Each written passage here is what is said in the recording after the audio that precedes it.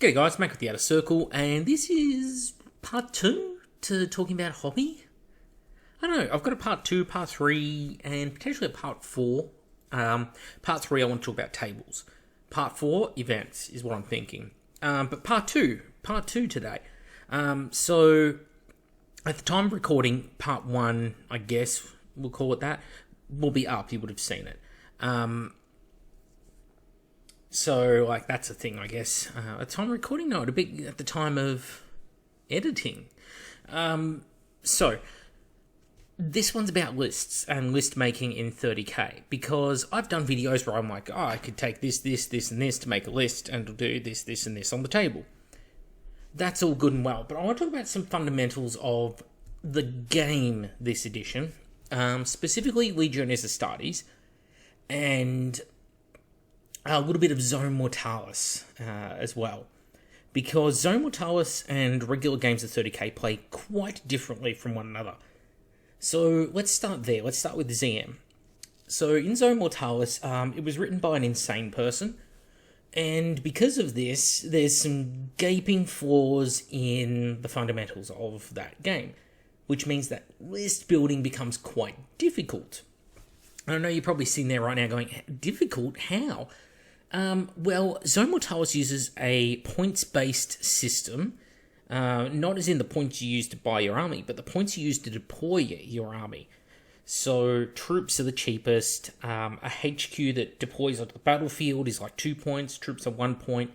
Heavy support is like 3 points. I think elites are 2, and another HQ is another 4. And I think fast attack might be 1 point as well. This has some interesting quirks because you only earn 2 points per turn. And on top of this, you have to spend a point if you want them to do something like outflank. Now, the reason outflank becomes important is because getting around a Zone Mortalis when you might not get onto the table until turn 2 or 3 or 4 is a tremendous issue. Combine this with the very short games this edition. For whatever reason, the people who wrote this edition, I don't want to sling too much mud here, but they've really just cut down on the turns, and it feels like you're only just getting into the swing of the game when it ends. I don't know why, but they picked like 4 turns for Siege of Chthonian missions, and you get like 5 average in Zone Mortalis. So that is not a long game, and it got to the point where at the event, Ive HorusCon, barely a month ago now, I was at this event, flew in from interstate, all my mates from around the country were there as well. It was hosted by the Ive Horus team, and at that event, we actually got to watch a player, Darcy, who's been on this channel many times.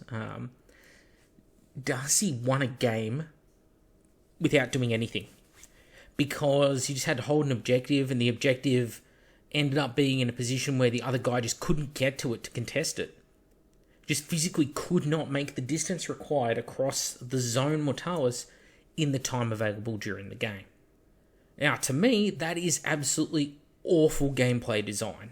And because of things like that, it really does make it difficult to write lists for Zone Mortalis, because it favours 1 point units. And for example, if you take 2 HQ units, like I had to for my Salamanders, because I was running the Covenant of Fire Rite of War, I wasn't running it particularly well, because I just wanted to have fun with the list. So I was running like a Praetorian Terminator armor tooled up, just absolutely tooled up for fun. A single squad of Pyroclast because they were troops, a tactical squad, a Seeker squad, and a Contemptor Dreadnought with a multi-melter, the Gravis multi-melter, and a Heavy Flamer.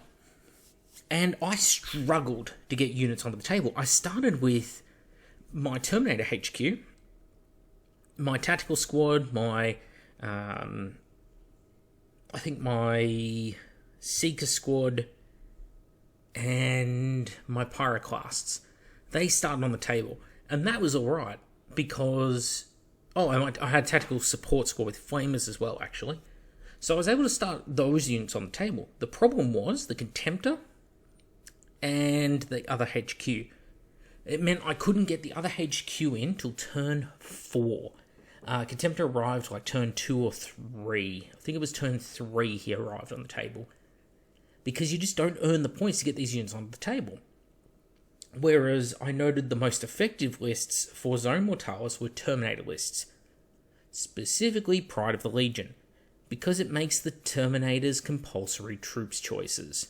Which means they cost 1 point. So it's as easy to deploy Cataphracti Terminator squad of 10 dudes with Thunderhammers onto the table as it is to deploy a tactical squad armed with fucking bolt guns onto the table. So you can imagine what this does to the balance of the game, i.e. it's completely non-existent. And with the movement penalties you incur in Zone Mortalis, there's no point to taking things like, let's see here, Assault Marines, perfect example. Assault Marines cannot use their jump packs in Zone Mortalis. They don't basically count as equipped with them. They don't get any reroll charges, they don't get impact hits from Hammer of Wrath, any of that. They are essentially Despoiler Marines, so there's no point to taking them. You may as well just take Despoilers. And again, it's like a squad of those lose all their utility, all the points wasted on jump packs is gone, and you just have to compete with things like Terminators. And it's stupid.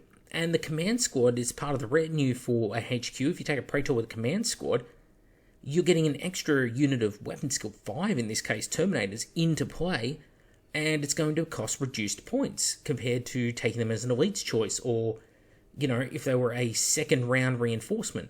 So as a player who's taking Pride of the Legion, it's just so dumb, Zone Mortalis, because you can just take that stuff, and, you know, it's like a HQ and command squad plus a couple of squads of Terminators, like 4 points. It's ridiculous.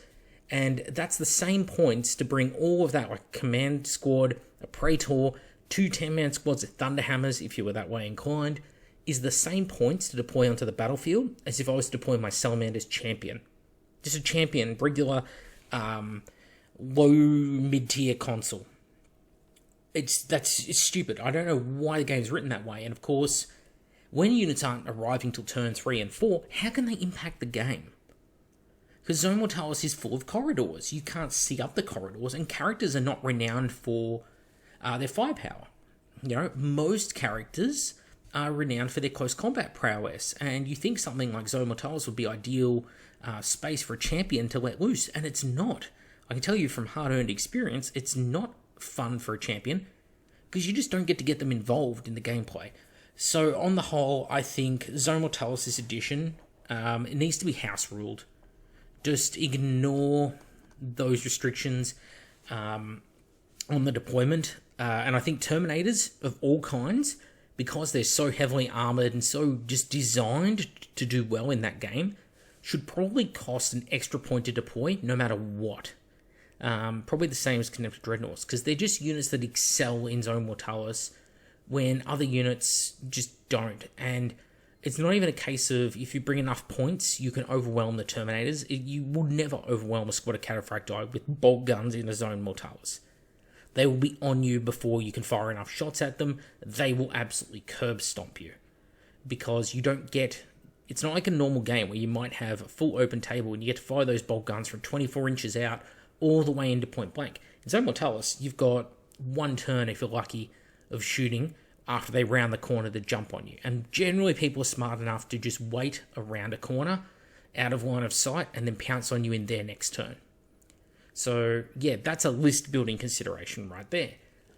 Now, let's transfer from the depressing pitfalls of Zone Mortalis, again, written by a madman who doesn't never play the game, I'm assuming, because no person who's ever played the game would write these rules. I'm sure of it.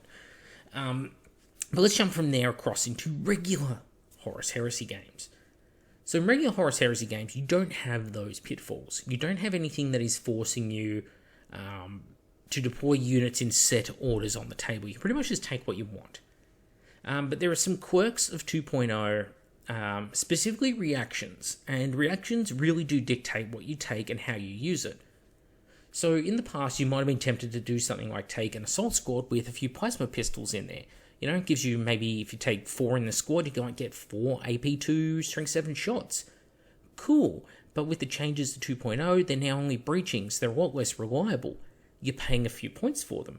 But do you want an assault squad to risk shooting the enemy only to have a return fire take place? Sure, baiting out those reactions is a definite thing in 2.0. Smart players can bait reactions out of other players. But it's still a dicey situation. I pretty much therefore never see either despoilers or assault squads or veteran squads that are tooled for close combat, or any elite unit that is tooled for close combat, such as, say, Varagya Terminators or Reavers, Sons of Horus, Palatine Blaze. No one ever fires their bolt pistols. So it's a functionless weapon in the game, except to give them an additional attack in close combat. So, fundamental flaw of the game system, yeah. But look, I'm not going to keep bringing up what the fundamental flaws are. You guys recognize it now that they're out there. So I'm just going to say what the problems are and just keep moving forward, powering through it. So because of this, you're less likely to take some of these units. And despoilers on foot are not ideal, because everything they can do, assault squads do better in a regular game. Zone Mortalis, the movement penalties to the jump packs, different story. But in a regular game, it's like, do you pay for a Rhino to transport them around, or do you take the fact that you can take some upgraded equipment on these Assault Marines and just have fun with the Assault Marines? I generally find that's the better way to go. And Assault Marines being bulky also means that they're less prone to being messed up by rules like the Night Lords outnumbering you, alright? Because the Night Lords have a rule where if they outnumber you, then they get bonus penalties when it comes to damaging you. Well, you can negate that because a 10-man assault squad counts as 20 models thanks to being bulky, but a 10-man despoiler squad only counts as 10 models. Because, you know, a big backpack means you're now twice as scary to the Night Lords or something. So because of this issue, I don't see a lot of despoiler squads anywhere. I just don't see them this edition. Granted, I play in my own, like, private community, I guess you can say, but I do see footage from around the world. You know, I watch battle reports. I see other people's games. And despoilers are just dead this edition. Same as tactical squads. Now, every list I wrote practically last edition, I'd include tactical squads in. I'm like, they're great. They're cheap. They hold objectives. Objective gameplay is so crucial in Heresy 1. Tactical squads with their Fury of the Legion, you know, they can put out a lot of firepower, saturation, short range. They can kill Terminators just through the sheer weight of fire. Like 20 tacticals is 80 shots into, say, a Terminator squad. You will get casualties just through the sheer amount of saves they have to roll. 2.0, though, so many 2-wound models. And again, reactions. You could do something that causes a reaction that can be very bad for you. So tactical squads have a lot less utility in the actual combat space. But then things got worse for tacticals because scoring is just not a thing in 2.0 unless you're playing Chthonian missions, and even then, you've only got a couple of turns to make your impact on the battlefield. And it's like, well, if I've only got 4 turns to win this game, people gravitate towards strong shit. That's the honest truth of it. Why would people dick about trying to get value out of tactical squads when they're like, shit, I've got 4 turns, I've got to cross the battlefield to contest an objective. I can't do that even in a Rhino in 4 turns with a tactical squad. Like, they'll be getting there as the game ends. That's functionally useless gameplay. So they'll take things like Assault Marines, like, these guys are going to move quickly from the get-go. Jump, run, combine it all together. Great, perfect, right? Don't have to pay for extra points for a vehicle that could blow up and cause strength 8 hits on all of the guys inside. Again, well-written addition. So, like, those are considerations. So basically, the troops choices in 2.0, out of the compulsory troops, especially the main 3, that's the deal. Breaches are in a weird place because everything Breaches did well last edition, the tankiness that they brought, so many other units have it this edition, like the Terminators. Terminators have that built-in heavy save now if they're in Cataphractii armor. And Terminators of all stripes being 2 wounds each, and only about 30% more points than Breaches, it becomes a no-brainer. Why not just take those? And breaches, again, are only putting out the firepower of a tactical squad. And if you took something like a graviton gun or a melter gun in the squad, like gravitons, you've got to stay still to use them. Melter guns, you've got to get insanely close to use them. So neither of those is ideal. And of course, again, they're so slow. They're heavy as well, so they don't even run across the battlefield. So that sucks. And then you got Recon Marines, Scout Marines, Tactical Support Squads. Tactical Support Squads, for some reason, are not scoring, even though they're in the Troops Choice and they're called Tactical. I don't know why, again, edition written by a madman. But because of this issue, and the fact that it is actually more expensive to take 10 Melter Gun Tactical Support Marines than 10 Multi-Melter Legion Heavy Support Marines, which have twice the range and twin-linked, and come with the heavy special rules. They get to reroll armor save against blasts and templates, and it can take an augury scanner, although actually tactical support can take an augury scanner, so I kind of take that point back. But, well, why would you take them? And you can't take them till you're on your third troops slot. But that means you've already paid for 2 other troops choices, and, well, we've already established that the other troops choices pretty much all suck anyway, especially because of the weapon skill 5 meta, which is something that has to be spoken about. So, weapon skill 5 in this edition is just so blatantly overpowered. It's the magic number. 4 is pretty common. 3 is miserable. If your army's weapon skill 3, this edition is miserable, because you just can't hit anything. 2/3 of your attacks in close combat are going to miss. On the other hand, anyone who's weapon skill 4 against weapon skill 3, 2/3 of your attacks are going to hit. I cannot understate just how powerful it is to be weapon skill 4 plus this edition. But weapon skill 5 is like the god tier category for units. And if you can get those units to weapon skill 6, and there are a few out there that can, you become untouchable. You really do become untouchable. It's whether you look at Terminators that have it or veteran units that have it. It's just brutal. I mean, brutal is another thing, but yeah, that whole issue is a real problem, and it is dangerous to get close to that. And tactical supports inevitably have to get close to it. Then you got Scouts and Recon. So Scouts, they're just Recon but worse. So everyone takes Recon. You never see Scouts. Because it's not efficient. It's not efficient in points, and they don't have good models unless you take the new Primaris Scouts, which are hugely, grossly oversized, and have Primaris-y looking gear. Just doesn't work. Personal taste. If you think otherwise, you do you. I don't care, man. It's your woman, whatever. It's your game. You're playing it. But Recon Marines. And then people take Recon Marines, and what are you going to do? Take shotguns? Yeah, okay, you can take shotguns if you want to take a meme unit, because that's what it is. It's a meme unit, because you've got to get super close, and you're just going to throw out a bunch of shotgun shells and just hope that, hey, we concuss the other unit. Or you take Nemesis bolt guns, because everyone knows when you put a suppressor onto a barrel, it improves your muzzle velocity by a factor of 3, because they're 72 inches of range. Anyone who knows anything about firearms is laughing right now, because they understand that suppressors do not improve muzzle velocity. In fact, they take away from the ballistic performance of a weapon. That's a trade-off, right? Otherwise, everyone would use suppressors every day for everything, if it made your weapon function more accurately and reliably.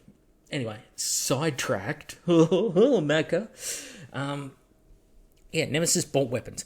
But when you take Nemesis bolt weapons, even one unit, it's kind of a miserable experience for the other player, because you've got precision shots. And you're rending 5+, I think it is. So it's like whenever you hit a squad, you can just say, I'm shooting your apothecary, I'm shooting your sergeant. They don't get a lookout, sir. There's no way they can get out of the way. And you just snipe those guys out of a squad, which completely, if you remove the 5+ feel no pain from a squad, just by causing a single wound to that apothecary, that's pretty depressing, right? And if you take away the sergeant, it's like they're only, they might have paid, for the power fist and the artificer armor and all that. They've paid, 35, 40 points for a squad sergeant, and you just blink out of the squad. Okay, snipers are a thing in real life, but that is pretty miserable, let's face it, And it's exemplified by command units, like your HQ choices. Yeah, if you're up against like 10 Nemesis bolt guards, or you put yourself in open line of sight, you're probably going to lose your Praetor in just that single volley of fiery. To reliably kill a Contemptor, it's I think I worked out it's like 42 shots, something like that, with Nemesis bolt weapons to reliably kill a Contemptor. But yeah, so troops is kind of screwed up this edition. Then you get into fast attack. It's like got Seekers. Seekers used to be really, really good. This edition, they're pretty underwhelming for all the same reasons the other units are. There's so many. It's all about weapon skill 5 units this edition. You've got to get close to get the most out of Seekers' ammunition types. The ammunition types don't hit anywhere near as hard as they used to. Plasma weapons don't hit anywhere as hard as they used to, and when you get close, you start baiting reactions out of the enemy, which usually doesn't go in your favour with units that are only in power armour. The list goes on. Yeah. Then we get into HQ zone. Oh, sorry, not HQ. Actually, let's continue with fast attack. I know I'm all over the place here, but I'm trying to explain the quirks of the system to those who are list building, because you probably, if you're not super familiar with the Horus Heresy and you've been playing a few games and they haven't been going well for you, you're probably falling into some of these traps. Bikes and jet bikes. So remember how I said I wasn't going to harp on about the people in this edition? It was written by a madman. Actually, I'm going to take that back. It was written by a fucking retard. And not trying to disparage the handicapped or whatever.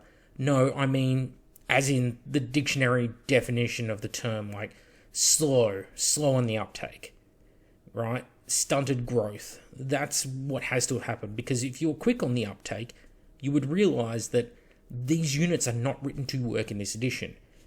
Being skimming units, grav units, jet bikes and land speeders, they don't ever count as being behind cover. So they're up on these flight stands, sitting well above other units in height, to the point where you can see them over the top of some vehicles, and they don't get a cover save. And on top of that, they can't go through units or move over the top of them like in previous editions. And in the case of speeders in particular, did you know that land speeders, both the regular kind and the javelins, are actually slower than the Sabre tank? The Sabre tank moves faster. Well, it makes no sense. And because you've got like these skimmer units, with the changes to firepower, the ability to bring this relentless heavy weapons like they bought last edition, heavy support squads can do that now. So it's not a big deal to be relentless units anymore. You're beaten on firepower. You don't have weapon skill 5, so you can't compete against those weapon skill 5 units that are out there. And you're only toughness 4. They've given them 2 wounds, and they think, for some reason, the writers think that they can make up for that, the fact they've lost toughness 5, by making them just instant killed by anything strength 8 and over, in an edition where they've made it really, really easy to get las cannons and multi-melters everywhere. Multi-melters have more shots than ever, thanks to like Gravis multi-melters and regular ones, and they're twin-linked, and las cannons are getting like Sunder and all of those bonuses. They're everywhere as well to kill tanks and dreadnoughts and Terminators. Both of those weapon types, let alone crack missiles, and because you're only a 3-up save, you won't be getting a save against those either. The only way to get a save on these things is literally to use a reaction. It's awful. I shouldn't be having to use a shrouding reaction of some kind to get saves on bikes. Like, FAQ it, you nonces. Learn how to... You know what? There should be a fundamental thing. If you're writing over at Games Workshop for these game systems, you have to actually play the game. That should be a fundamental rule, because clearly you don't if you think they're in a good state. And I've played against an all-jet bike army this edition. It was not hard to fight at all. I mean, granted, I was running Salamanders, and I had a ton of Strength 8 weapons, because, Pirate class, but I also had all my Land Raiders. And it's like, every time I fight a Land Raider, it was like, one Land Raider could kill 3 of these things. It was ridiculous. It's like, 3's to hit, and twin linked, 2's wounded, removed from play.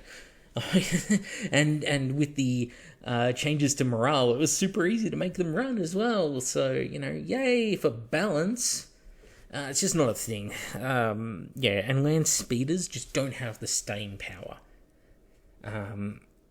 Tough 6, 4 wounds, 1 chainsword shared between the 2 crew. There's some weird stuff going on with land speeders, and Javelins aren't much better. So, yeah, they're both pretty much out of the equation. You rarely see these units run.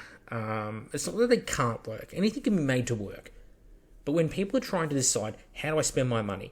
Like, you've got a choice right now, right? You're looking at the screen, you go, $110 for 3 heavy weapon bikes. Or I can spend, let's see here, $140 for 20 Marines and buy a special weapon set or a heavy weapon set for another $70. And it's like, I'm paying twice the price for the bikes, but I'm getting 40 miniatures, not 3 miniatures, or 6 for the same price.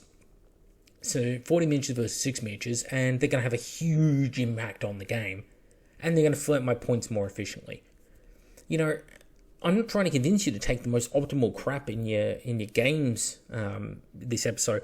What I'm trying to do is just say, like, why do people go down this route?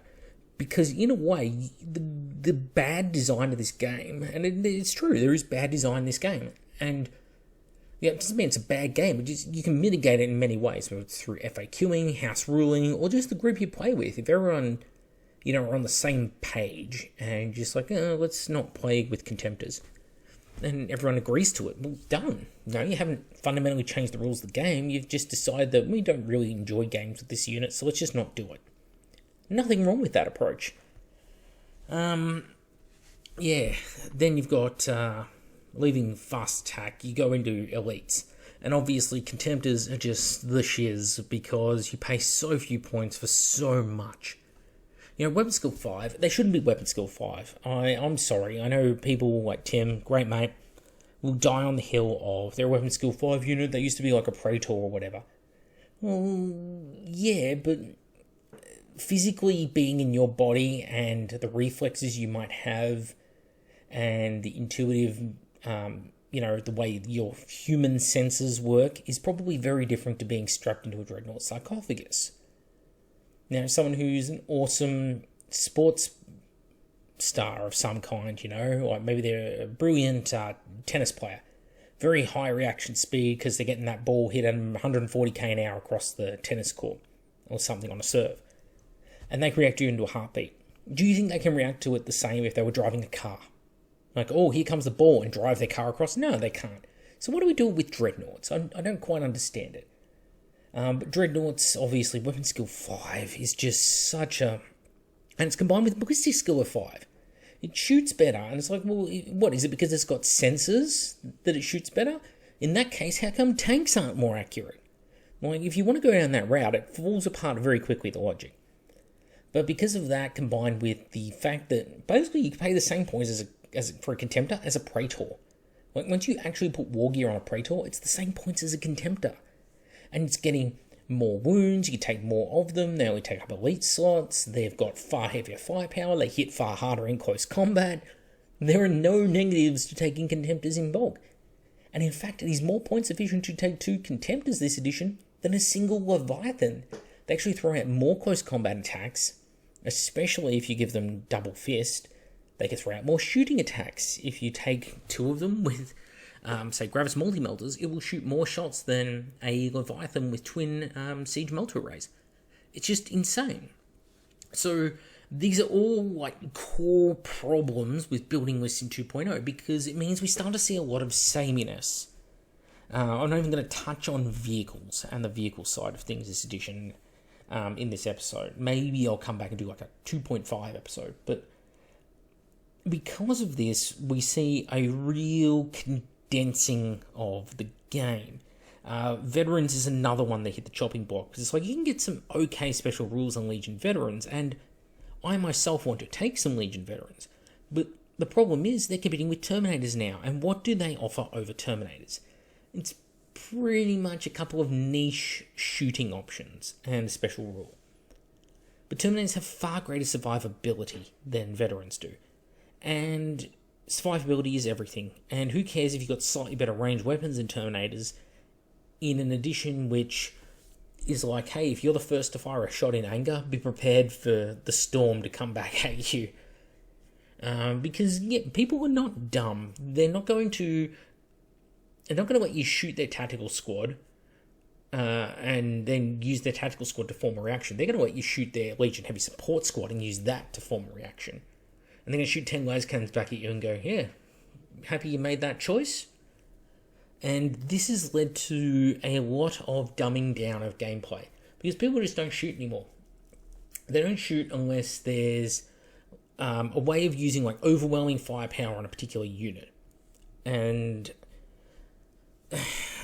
like if you took 5 Land Raiders for some reason, they're pretty much evenly matched firepower wise with a Legion Heavy Support Squad with las cannons. The Legion Heavy Support Squad with las cannons, they're going to lose a lot of guys fighting those Land Raiders. That's for certain, unless they're really lucky with their 6-up cover saves, because cover's just not a thing this edition. But how many Land Raiders are going to get killed in return or made just combat ineffective through being stunned, weapon destroyed, immobilized, whatever it might be? And you'd be shocked at what the outcome is. But of course, a Legion Heavy Support Squad with las cannons, 10 of them, is basically the price of a single Land Raider. It's like 1.5 Land Raiders. So how many points are you willing to spend to tie up that Legion Heavy Support Squad and use up their reactions, and they can shoot at you with impunity because you can't return fire with your Land Raiders? Meanwhile, the whole rest of their army, another 1,000 points that you spent on Land Raiders, is now just Warhammer Battlefield towards you. What are you going to do about that? So because of this, list building in 2.0 is really difficult. And you can't do what you used to do last edition, which is, let's make a Zone Mortalis army, get that built, let's get that painted, let's play ZM, and then I can expand that army into a full-fledged 30k army. That doesn't work this edition. You can't start there. Because the things that ZM encourages are totally different to what regular games of 30k encourage. And it's like, Zone Mortalis, cool. Lots of Cataphractii Terminators with Thunderhammers in a small table, using my 1 point to bring them on. Cool. Full-size game of 30k is like, alright, open table, 4 turns to have the most impact, let's bring las cannons. So, what I'm saying here, it's difficult. And of course, bang for your buck means you'll probably see a 10-man las cannon support squad, 2 bare bones tactical squads, or 2 bare bones or slightly kitted out assault squads, 1 to 2 contemptors. Most people self-regulate on that front a bit.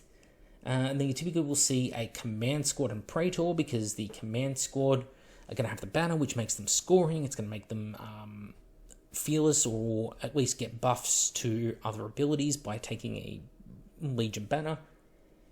And because of that, they're now in a different threat category, and they're going to be weapon skill 5 units as well, probably Terminators. And then you're going to see a squad of Terminators, probably armed with Thunderhammers, as a will put you down very easily type unit. And then really what's left of your points, that's the flavour. And because of this, I see a lot of the same armies this edition. Which is a real shame, because there are many different combinations you can do in this edition. It's just people don't want to do them because of the prohibitively high price of buying into the system. Means people, unfortunately, they don't want to waste their money. They want to take something they know is going to be effective. Nobody wants to be typically the punching bag for other players. Who wants to sink their time and their resources into painting an army that's just not rewarding to play on the tabletop? And I'm willing to bet that it's most people. So, yeah, there's some weird quirks going on with 2.0 list building. I know this sounds like really dour and depressing as an episode, and I get it, it kind of is. But I'm trying to talk people through what this process is when it comes to trying to build these lists, and how difficult it is to have fun with them. And so, tying into yesterday's episode, it'd be yesterday now,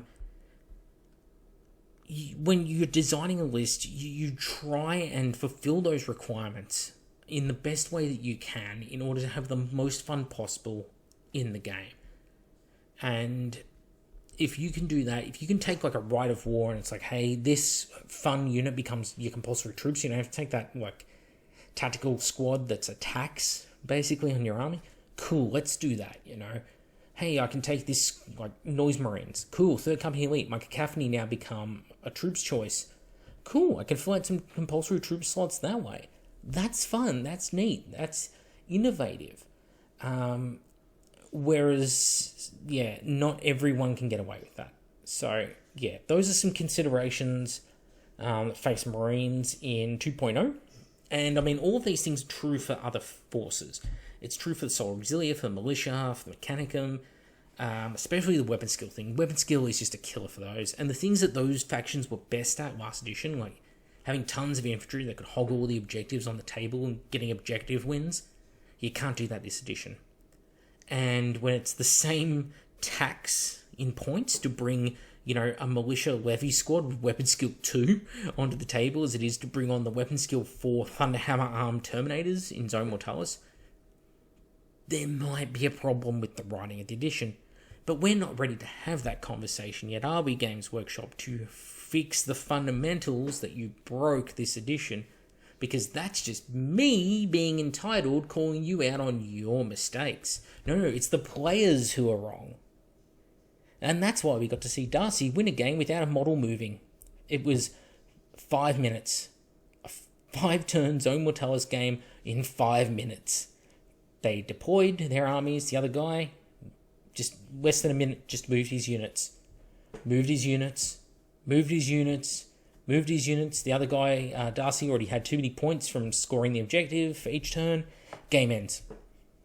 What a engaging game. Really well written, really well designed. I can't believe I haven't told that story yet about the 5-minute game. It was just hilarious. And then Darcy had to wear a sash. You ever seen those bridesmaids, on their hens nights, have that sash that says, bridesmaids and, maid of honor and bride to be. Yeah, he has that. It's like ultimate Zone Mortalis champion. He has to wear this sash, and he didn't do anything. Didn't move a unit. Didn't fire a shot in his entire game that won him the sash. That was hilarious, and we made him wear it all weekend. Anyway, that's it for me. I'm Mac with the Outer Circle. Please, your thoughts below. Have you encountered any of these things? Do you think I'm just outright wrong? Give me your reasoning. Don't just say I cry. That's fine. That may be true. But give me your reasoning below. See you on the next episode.